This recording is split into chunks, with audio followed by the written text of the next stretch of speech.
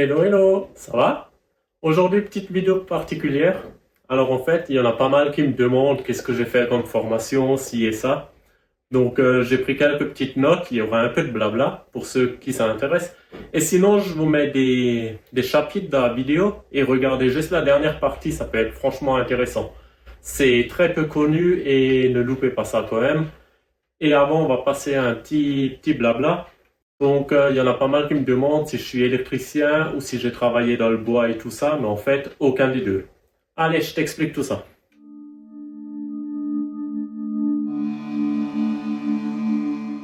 Alors voilà, comme vous savez, je m'appelle Jonathan, j'ai 35 ans et mon accent, il m'a un peu trahi, hein, je suis alsacien. Alors en fait, depuis tout petit, j'ai une grande passion, c'est le bricolage.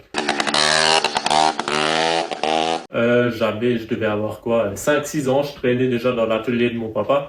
Par contre, des ciseaux à bois, il en a plus, hein. Quand il me fallait un gros tournevis ou un burin, moi je prenais un ciseau à bois, je les ai tous explosés, hein. Ça, c'est une petite parenthèse. Mais bon, quoi qu'il arrive, c'est vraiment le bricolage, ma passion qui est restée. J'aime bien tout faire, mais des fois, voilà, ça dure un mois, puis je zappe. Tandis que le bricolage, ça fait 30 ans que ça traîne. Alors pour revenir un peu plus tôt, au collège, j'étais un cancre. Mais alors, vraiment un cancre. J'avais développé une sorte d'allergie à l'éducation nationale. C'était horrible. Je faisais tout l'inverse de ce qu'on me disait. J'ai terminé le collège avec une moyenne générale de 4,1. 4,1, pas 14 ans. Le brevet, évidemment, je l'ai pas eu. Après, c'est dur de l'avoir quand on va au brevet sans sac, sans trousse, avec juste un paquet de clopes et un briquet, hein. Donc ça, voilà. Juste pour dire, j'étais un cancre. Les 5 années de collège, parce que j'ai redoublé la sixième, c'était vraiment connerie sur connerie. Voilà, c'était Club Med pour moi, quoi. Après le brevet, je me dirige vers un BEP MPMI. Donc ça veut dire métier de la production mécanique industrielle. En fait, c'est un grand mot juste pour remplacer le métier de tourneur-fraiseur. C'est vraiment ça. Donc j'ai fait un tourneur-fraiseur. Et là, je suis passé de 4,1 de moyenne à 14. Franchement, c'était le gros déclic, c'est il me faut de la pratique. Assis à une table à faire de la théorie quand j'étais jeune, franchement, ça me saoulait. Après le BEP, j'enchaîne avec un bac pro technicien d'usinage. Donc c'est toujours pareil, hein, c'est tourneur fraisage, mais c'est un peu plus de théorie et les machines, voilà, tourneur fraiseur, c'était plus sur des traditionnels. Maintenant, ça a évolué, tout est numérique et en bac pro, on apprend principalement la programmation, plus le choix des outils, tout ça, c'est un peu plus technique. En 2007, je passe le bac pro, évidemment je l'ai, et là je décide d'arrêter et d'aller dans le monde du travail. Donc en fait, au BEP, on était 9 dans la classe, bac pro, on était 5, donc les usineurs, franchement, c'est rare. En mars 2007, donc le bac pro, c'était en juin, et en mars 2007, j'avais déjà trouvé du boulot pour en juillet, tout de suite après le bac pro. C'était dans une grande boîte, je fabriquais des arbres pignons. Tout était automatisé, il fallait juste un peu régler, mais on faisait 960 pièces par poste. Et oui, il y a 480 minutes en 8 heures, la pièce a duré 30 secondes, on en faisait 960.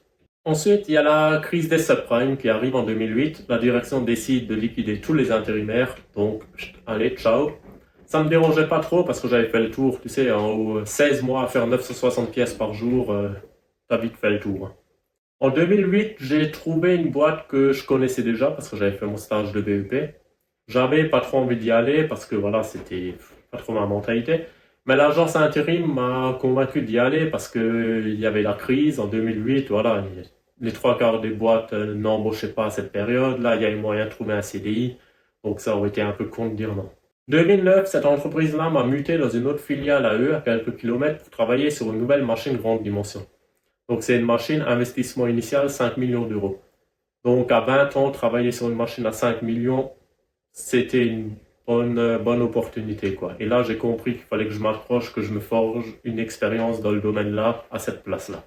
Parce que ce qui était bien sur la machine-là, il s'agissait pas juste de faire des petits réglages et appuyer sur Start, mais je m'occupais de tout. Choisir les outils, faire la programmation, comment bloquer la pièce sur la machine, etc. C'est des pièces entre 20 et 80 tonnes, hein, qu'on fait là-bas. Donc franchement, c'est tellement varié le boulot que c'est très très intéressant. En 2017, la boîte est cool, elle est reprise par des repreneurs et je suis gardé. En 2019, je passe responsable d'usinage et là, le boulot il devient encore plus intéressant parce que je fais du chiffrage, j'étudie la faisabilité de la pièce, il y a des relations avec les commerciaux, les clients, etc. J'avais un budget d'outillage à respecter, c'était vraiment, voilà, il y avait plein d'autres choses, c'était très vaste, je m'occupais d'une petite équipe et franchement là, c'était une chouette expérience, hein. Après, grand malheur, 2021, Covid et tout ça, on perd notre technicien maintenance. Je me souviens comme si c'était hier, je parlais avec lui sur un nacelle le vendredi. Le lundi, pas de nouvelles de lui. Quelques semaines après, il est décédé, quoi. Un gars passionné de plongée, il aimait partir en vacances, plonger, etc.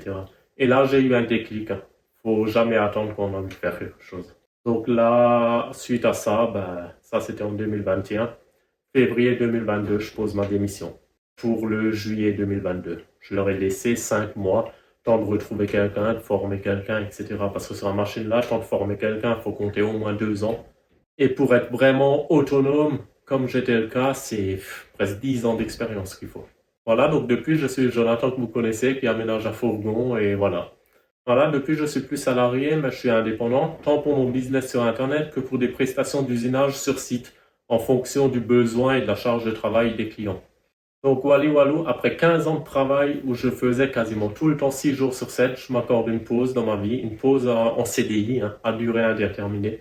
On verra combien de temps, ça, l'avenir nous le dira, mais bon, j'ai quelques roues de secours en stock, donc normalement, ça peut que bien se passer.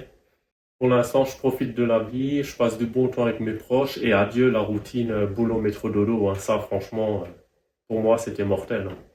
J'avais un boulot qui me plaisait, mais au fond, voilà, 6 jours sur 7 à aller. Non, ça va un moment, mais au bout de 15 ans, saturation, hein.